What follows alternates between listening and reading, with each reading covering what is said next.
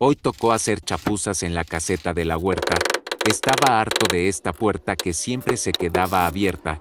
Solución fácil y rápida con un par de imanes.